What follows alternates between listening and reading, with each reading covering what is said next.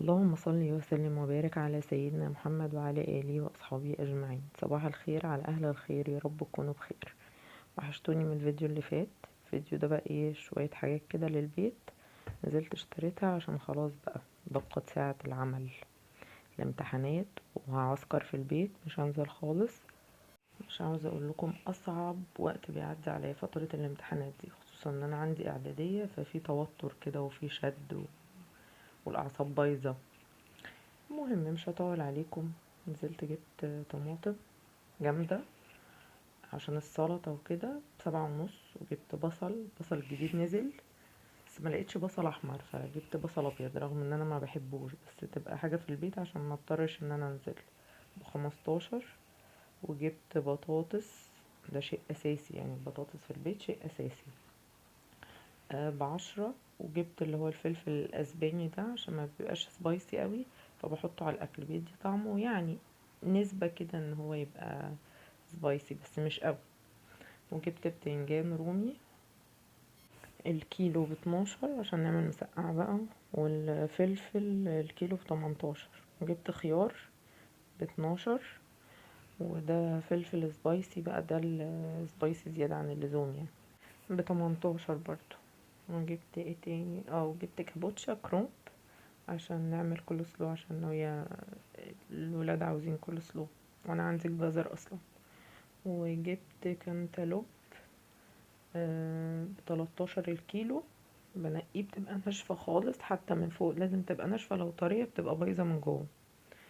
وده شوية الخضار اللي انا جبتهم عشان يعني يمشوا شوية، هما يخلصوا ابقى انزل اجيب تاني. اهم حاجة الخضار والفاكهة في البيت عشان الولاد. هبتدي بقى احط كل حاجة مكانها عشان نفضي الرخامة عشان نعمل الاكل. هجيب بقى المنظم اللي بحط فيه الطماطم. ما بغسلش الخضار، يعني بحس ان انا لما بغسله بيدبل، فبسيبه كده، واما بعوز حاجة بسحبها وبغسلها كويس، بتبقى فريش برضو. هفضي بقى الطماطم كلها في المنظم ده، وارمي الاكياس طبعا، واجيب المنظم التاني عشان احط الخيار. ما بفضيش الخيار من الكيس عشان اكتر حاجة بتبوظ عندي الخيار، يعني لعبت كل الالعاب لحد بقى ما وصلت الحل كده، يعني هو ده اللي ماشي معايا شوية، ان انا بسيبه في الكيس بتاعه، وبحط معاه معلقة ستانلس عشان تسحب الرطوبة وما يبص بسرعة، بتفضل لحد اخر خيارايه ما بتبص. ومع الاستخدام يعني انت لو ركنت الخيار فترة في التلاجة اكيد هيبوظ، لكن طول ما انت بتسحبي منه بيفضل موجود. جبت بقى العلبة اللي انا كنت جايباها، اللي هي بتاعة المناديل اصلا، حطيت فيها الاكياس بتاعة السندوتشات دي، وافضي فيها الفلفل عشان ما ياخدش مكان في التلاجة. يعني التلاجة بتاعتي صغيرة جدا، يعني اللي هي توشيبا ال14، هي جميلة وتحفة وما شاء الله عليها، بس كحجم صغيرة.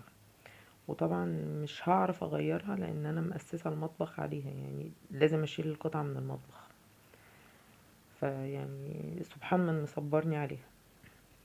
جبت كان في عرض زبادي عشان ابني، 9 وعليه 3، ده ب50 جنيه، بيوفر معايا شوية. وجبت شوية حاجات من عند العطار، طبعا الشاي اساسي، ده المشروب الرسمي بتاعي. آه، جبت علبتين صلصة. جبت ايه تاني، جبت اكياس مكرونة بقى انواع مختلفة، دي اللي هي المعوجة، انا بحب نوع حوا ده، يعني جربت كل الانواع، اللي ارتحت معاه هي النوع بتاع حوا ده. جايبة كيسين اللي هي المعوجة، وكيسين اللي هي الصغيرة، لا 3 من المعوجة و2 صغيرة. وجبت ايه تاني، او ازازة خل اللي هي نجمة الزيتون دي، نوع حلو قوي، يعني افضل نوع خل. وجبت كيلو الا ربع مكرونه اقلام عشان المكرونه البشاميل، لان انا اللي كان عندي خلص، عملت بيها المكرونه البشاميل.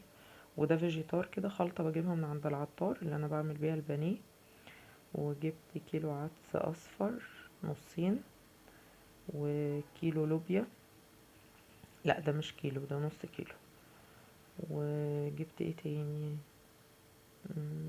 وجبت 5 اكياس ملح عشان تبقى الحاجة في البيت، ما بنزلش خالص او ابعت حد يجيب لي حاجة، يعني بجيب كل حاجة مرة واحدة كده عشان ما اضطرش ان انا انزل، او ما اقومش لسه من النوم اضطر ان انا انزل.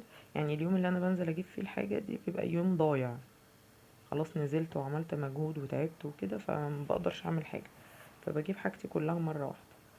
ده بخور اللي هو سريع الاشتعال. وجبت 3 اكياس مكرونة سباكيتي، احنا كائن مكروني، يعني احنا بنحب المكرونة جدا اكتر حاجة. هنعمل اكلة بقى ايه كده تفتح النفس، هنعمل مسقعة من الاكلات اللي احنا بنحبها، المسقعة والكشري الاصفر، يعني في حاجات كده احنا بنميل ليها.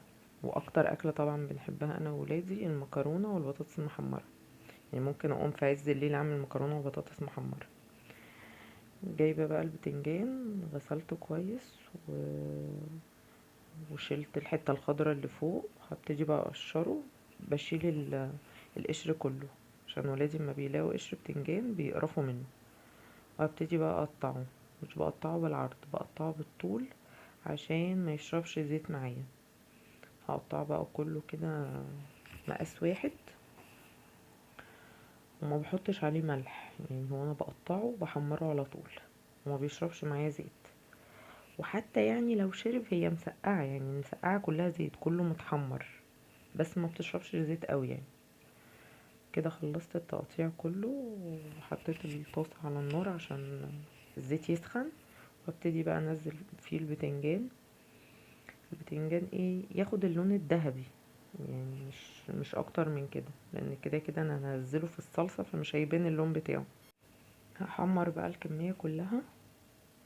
وطبعا المسقعة انا بعملها يعني كلها وانا واقفة على ما البتنجان يتحمر، اكون عملت الحاجة اللي بعدها. يعني البتنجان بيتحمر كده وانا هقشر البطاطس. بنحب نحط على المسقعة بطاطس، ماما الله يرحمها كانت بتحط عليها كمان فول، كان بيبقى طعمها حلو، بس انا طبعا هنا بيتباع اللي هو الفول العلب ده وانا ما بحبوش. هقشر بقى البطاطس كلها، هقطعها صوابع كبيرة عشان تبقى نفس حجم البتنجان، يبقى في تناسق في المقاسات يعني. كده اول طاسة اتحمرت اهي هطلعها، ما بطلعهاش على مناديل لان انا بصفيها كويس. أه هملى الطاسة تاني بقى على ما اقطع البطاطس، يعني عشان ننجز.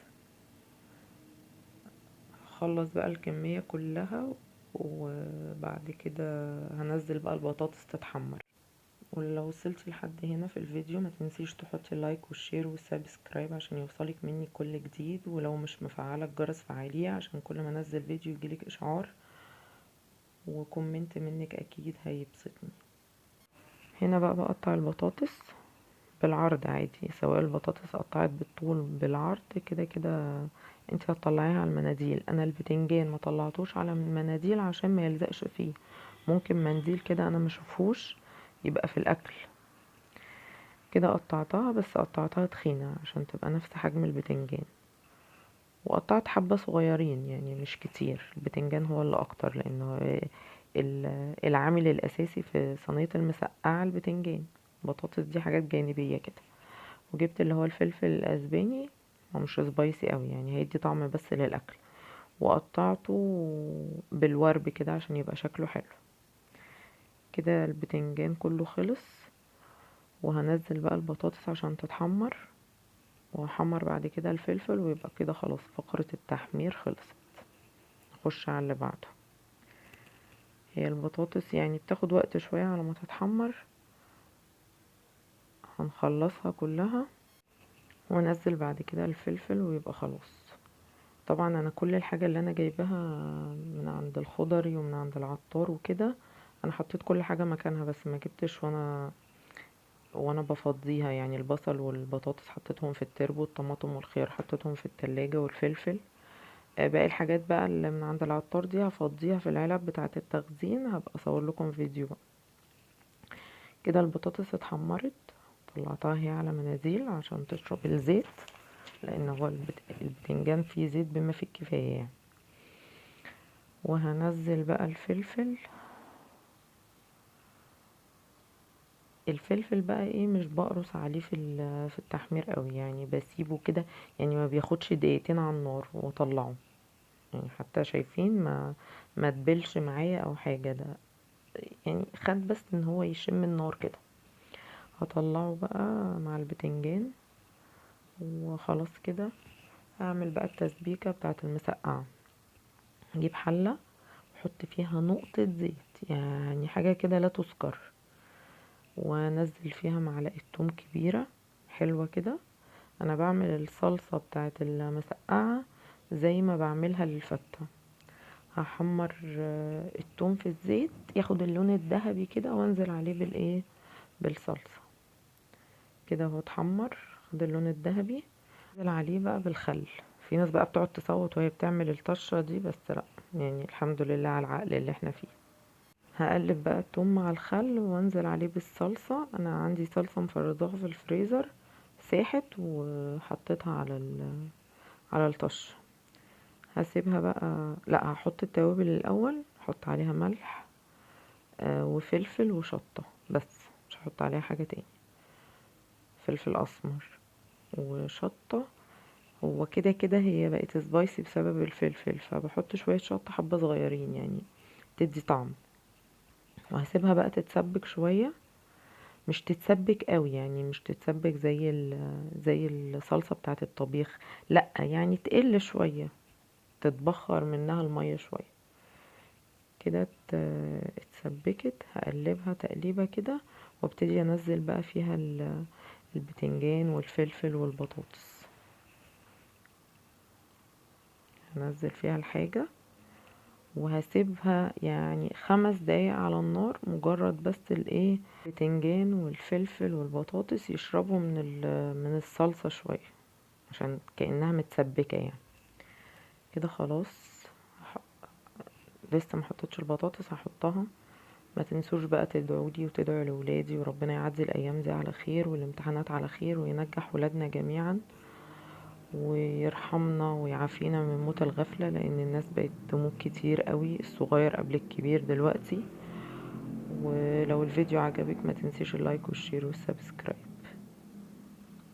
ده بقى الشكل النهائي. انا حطيتها في صينية وحطيتها في الفرن يعني 5 دقايق كده، عشان ايه، تنشف شوية. وقطعت معاها العيش، وبالهنا والشفا، وربنا يعود علينا الأيام بخير ويبعد عننا أي شر. باي باي.